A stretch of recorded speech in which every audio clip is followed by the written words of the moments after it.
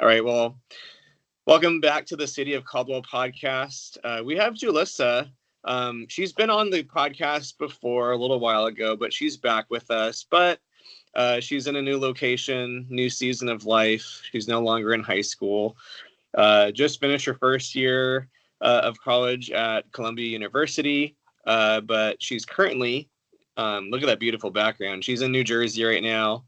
The great state of now. Doing some summer work over at Princeton with Nick Mendez. We know Nick now again. But anyways, Julissa, thank you so much for spending some time with us.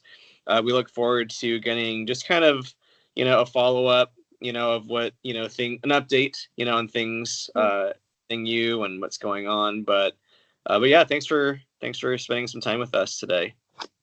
Yeah, thank you, Brian, so much for inviting me on back again. I always really enjoy being able to connect.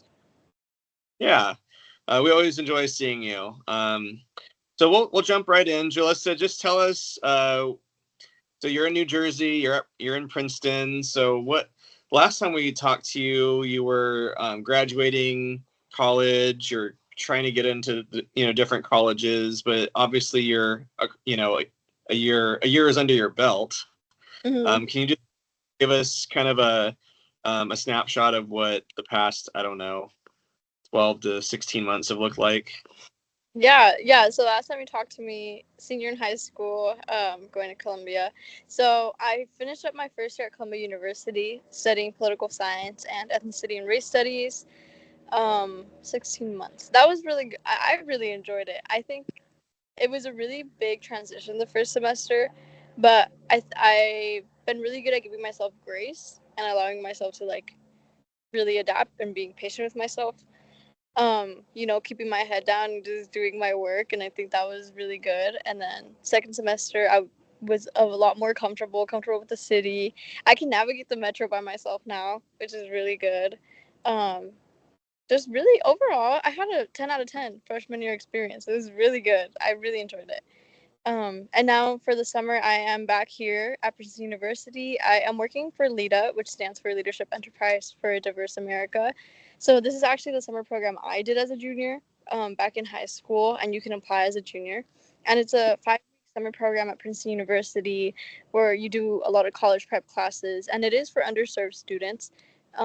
So a lot of the students here do remind me of students back at home, and a lot of their stories, I think, resemble to me and Nick's story, right, of coming from underserved communities and just wanting to achieve something more. And I'm working as a resident mentor. So there is 101 students from all over the country at this program, and I'm in charge of making sure they're following the rules and kind of being an older sister in the way that they can come to me for help, come to me to rant. Yeah, so that's been really fun. I'm doing that here. And then I'm also working for Matriculate, which is another nonprofit organization that gives free college advising to students all over the world. It is a virtual program, and I'm the social media summer intern for the summer. So, yeah. Nice. Well, never a dull moment, I feel like, in your life, but way to take advantage, of just life, and just going for it. So it sounds like you assimilated really well. You're being a senior, going from being a senior in high school at Caldwell High School to, okay, I'm a freshman, now a sophomore at Columbia University. What advice can you tell just students, I guess, who are about to make that leap? It's kind of scary if you haven't done it, but looking back, you're like, I got this. But at the time, it can be kind of nerve-wracking for students who high school and Caldwell might be all they know, and taking that leap off of this big cliff called life, sounds pretty. But when they flap their wings, they're like, "Wait, I'm in Columbia." So let me ask you this: what could you tell people to help them prepare and find a good fit, I guess, for them after high school? Okay. There's multiple parts to this question. I think I'm going to start with how to find your fit, right? because I think a lot of the times people kind of apply to like these big name institutions just because of the name, but I think that's something I would recommend you do. I think it's really important that if you are leaving and making such a big jump, you make sure that you are jumping somewhere where you will be supported and you know that you will thrive. And I think for me, I knew that place Columbia because I knew I wanted somewhere really diverse, but also they had really good resources for first generation low income students. And so some of the resources I used on campus that really helped me was like the writing center. I went to office hours. I talked to the financial aid office whenever they like were trying to charge me for something that I couldn't afford, right? But also they gave out, it's really nice. They gave out like really, really nice, expensive winter coats for free for first generation low income students. And so like signing up for that, um, like for me, that's why Columbia was a really good fit. Also financially, they were really good. They covered everything. Um, and so I think like knowing before jumping, knowing, hey, I have all these resources in hand. And I knew just because I did my research, right? Because you just search it up on Google and you look at their website and you make sure that they are going to have what you need. So I think first of all, that really prepared me before leaving. Um, Also, I think Caldwell has always just been a really important part of my journey and my story. And so for me, I wanted to really make sure I was tying up loose ends, feeling like I had represented my high school and the trio program and the people Caldwell well throughout my 4 years there. Making sure I said thank you to everybody who helped me, making sure that um, like I stayed in contact with everyone who I wanted to. And then jumping forward, it was really scary. I think especially like whenever, because my mom actually came to drop me off. It was really nice because Josh Angler, my counselor from Trio, he was able to get my mom's flight paid for to drop me off. And when she left, I was like a mess. Like I was just crying so much and I was very homesick and it was completely new. But I think those moments you have to like just remember that those feelings are very temporary. And the first week is always the hardest. Like I like to think of it as like the first week of anything new is always the hardest. And after that, you just adapt more and you have to be very patient with yourself.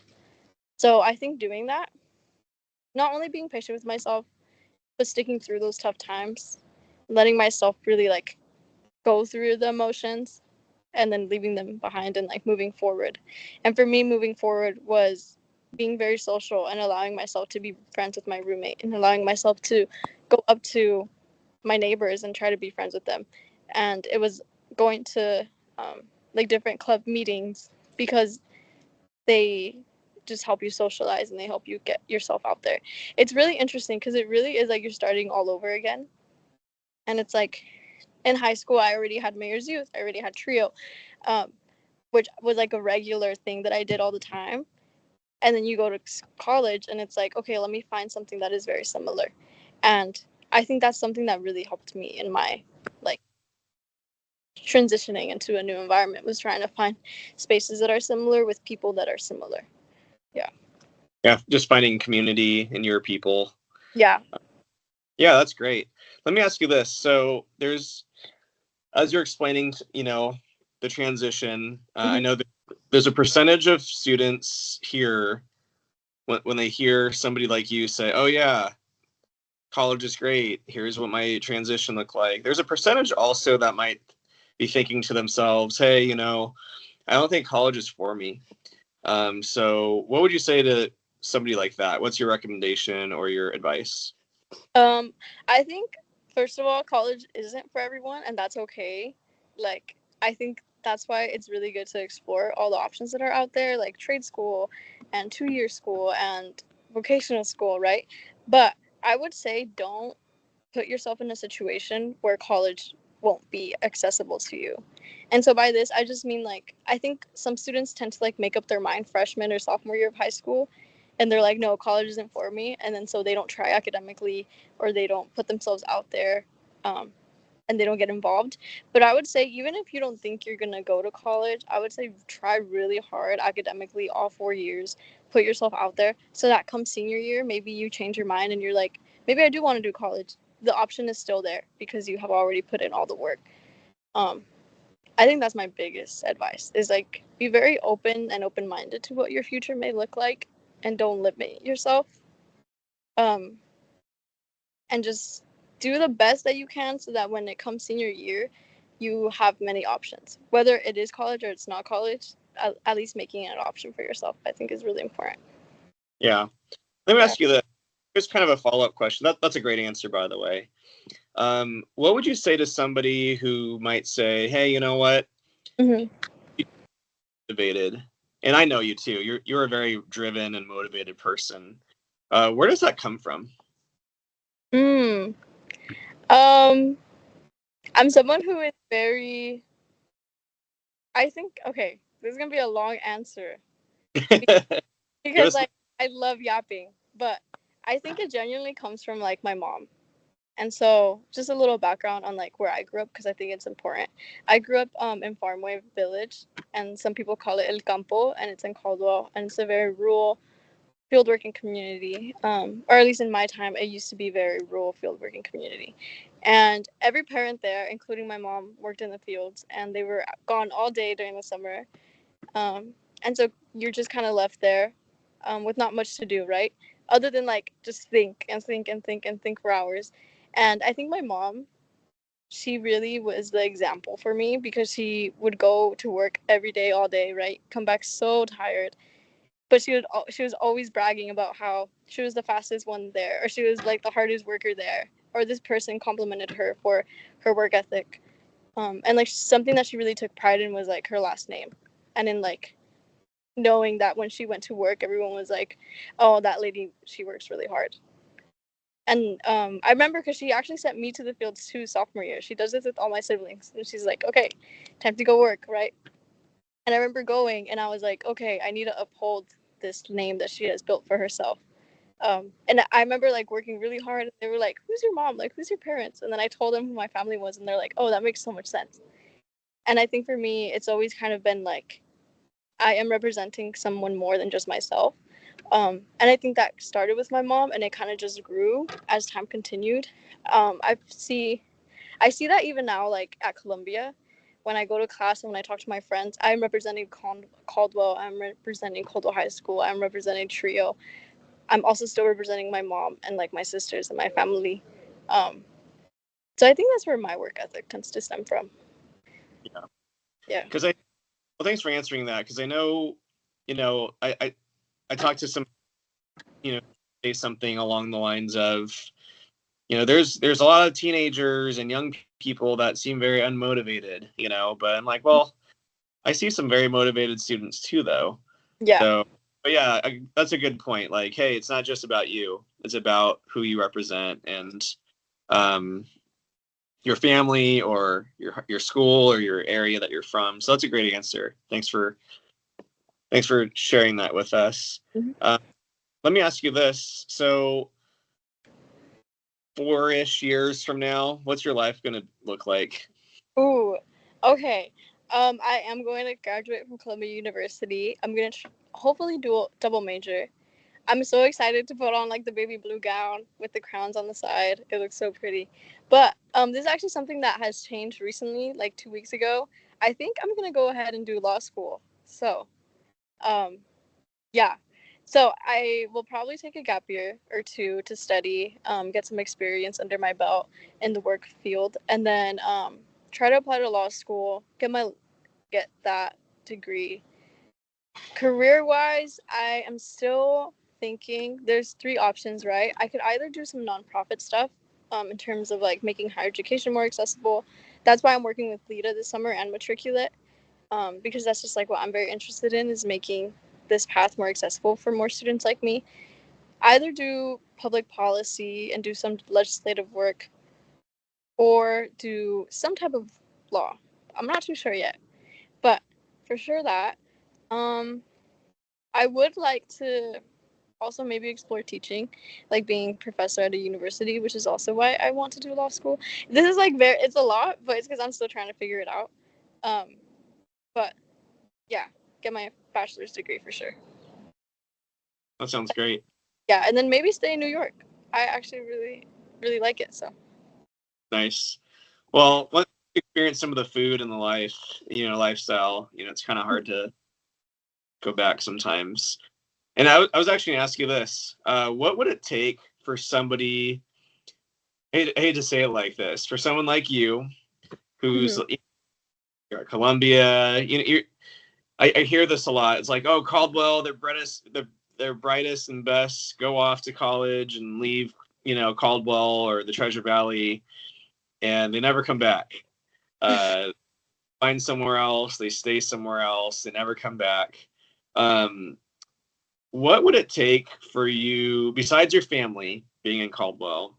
What would it take for a place like Caldwell to attract you back? I feel like this is a very layered question for me, at least, because it's something I think about all the time. Because it's like my roots are very strong in Caldwell. Like, they have been in Caldwell. I owe so much to the city, to the school, to the people there. And it always holds something very special for me. But I think it no longer can hold me.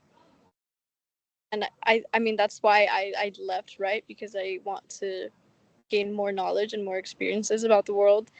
But I still would like to help students of Caldwell.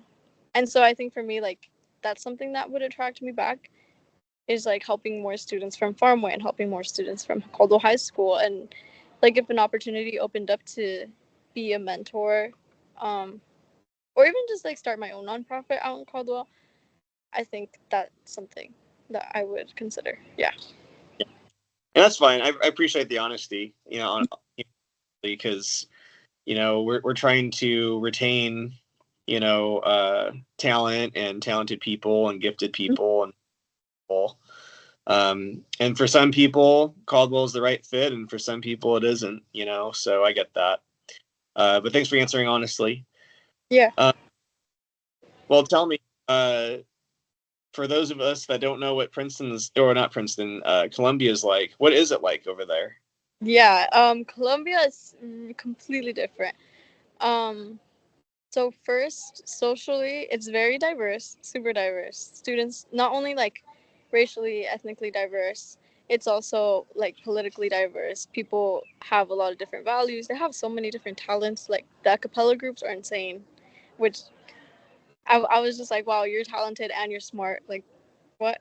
But that's how it is socially. Academically, it's really nice because it's like every class, every student is really trying and does their reading and contributes to the conversation. And they really push each other.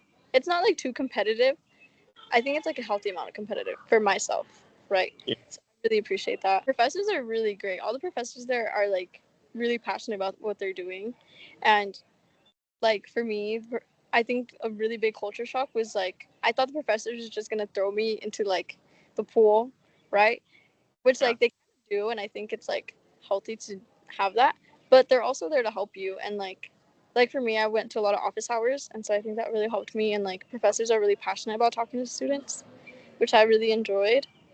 I will say you do get like some students who are come from more privileged backgrounds, and so I think that's like when you start to realize how you fit in to those universities. I think for me, something that made me really, really appreciate Caldwell is that people from Caldwell, I would say, are really have a kind of appreciation for small things, right?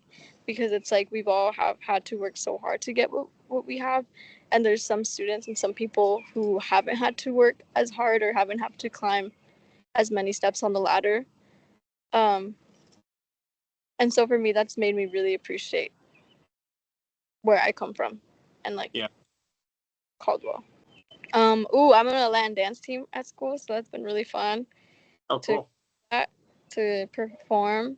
I don't know. People at Columbia are just very like hype people. Like, they just support you, and I think that's what I have really enjoyed. It's been really good for me. So.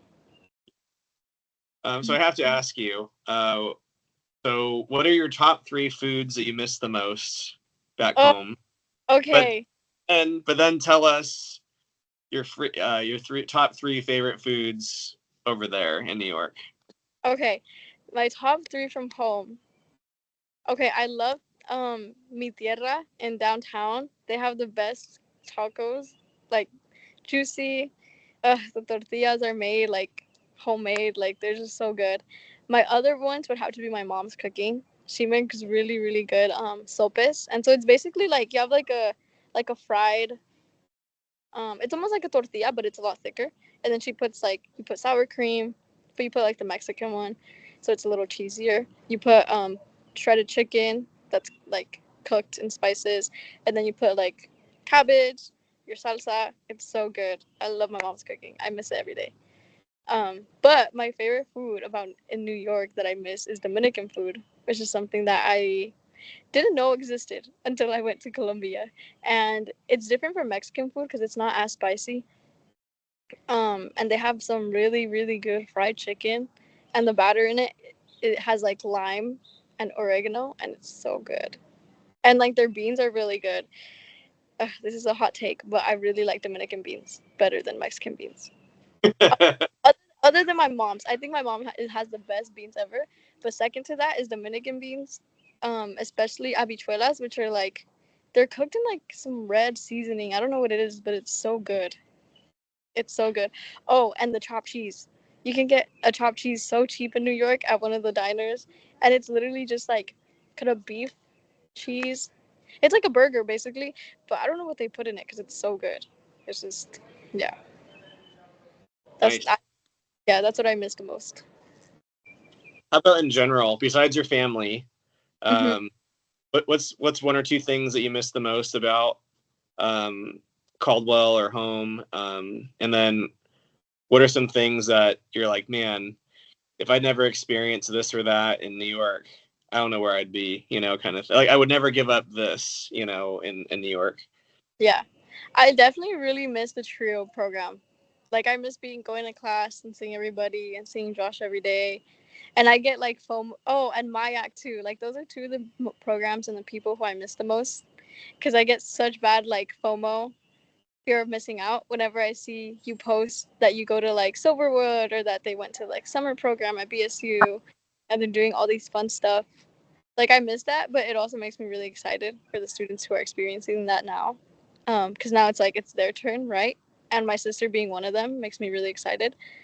But from Colombia, I would have to say going into like Harlem and going into the under resourced communities, but then seeing how beautiful the culture is and how lively the people are. I think something that I have really appreciated about these communities in New York is that they have been there for so long, and so their roots are just so heavy.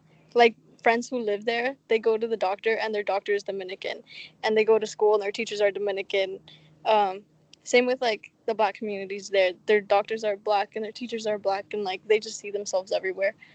And for me, I think there's such value and like richness in that, and being able to say like my family has been here for centuries because that's something that like I guess I didn't necessarily grow up with.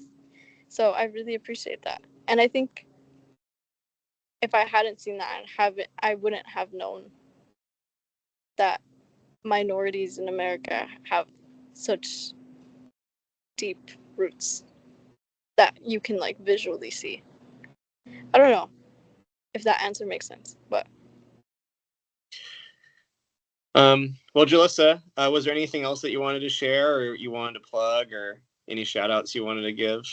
mm, I want to give a shout out to Josh. I hope Josh is seeing this. Um, Also, a shout out to Nick. Nick is doing such really good here, and I think he's representing Caldwell really, really good. Like, I'm really proud of him. Um, that's yeah, like he just has that special energy about him that a lot of students at Caldwell have, and it's like so special to see him bring that into this space. So, shout out to Nick. Yeah. The Josh Angler, Nick Mendez. Yes. Yeah, Shout out to those are good there. yeah. Hey, Nick, this is like a kind of a side personal note. I guess we'll throw it in there. Okay. But I know he's a big Bluey fan, and Louis. oh, him and Allie Oh, went Bluey live. I know. I Uh, saw. I actually learned the theme song on the piano, kind of for him. So, well, for my kids, but also I want to That's because really impressive. I know he'll be excited about that. So He's gonna love that. Yeah. I need to buy it's the instrument's called a melodica. So I was gonna buy one just for the Blue Bee theme, so it sounds like the actual theme too. But anyways, I digress. But Julissa, Julie, we're so proud of you. I I don't always speak for the mayor, but I know that he shares the sentiment as well. That we're both really just proud of you. Uh, Kind of how you said, "Oh yeah, Nick represents well." Like you represent super well, and we're so proud of you. And whether or not you have a Caldwell address again, ever again in your life, we're just happy to just it's fun just watching you and be a fan of you and just seeing where you're going. And we just know that you just shine really brightly wherever you go. And whatever room or place you step into, it's a better place because you're there. And so really proud of you. We so appreciate just how humble you are and how wise you are for being so young. And we just know that you're going to affect a lot of lives in a great way. And we just appreciate just you being one of the positive just people in the world that we need so badly. So anyways, we appreciate you. And you're one of Caldwell's finest, and we're so glad that you are where you are and just representing well. So anyways, I don't like to say good luck because I already know you're going to do well. Thank So, you. so kick butt this last stretch of your 5-week program. You do a good job making everybody brushes their teeth and changes their underwear and takes showers and And does their work. you're kind of momming a little bit. Anyways, go kick butt to this new school year, and we know when you're gonna blink and you're gonna be done with you're gonna be wearing the baby blue, whatever you're talking about, your gowns, right? But we're really excited to see how far you're gonna go, and yeah, we appreciate you. Thank you very much. Thank you, Brian. Thank you so much.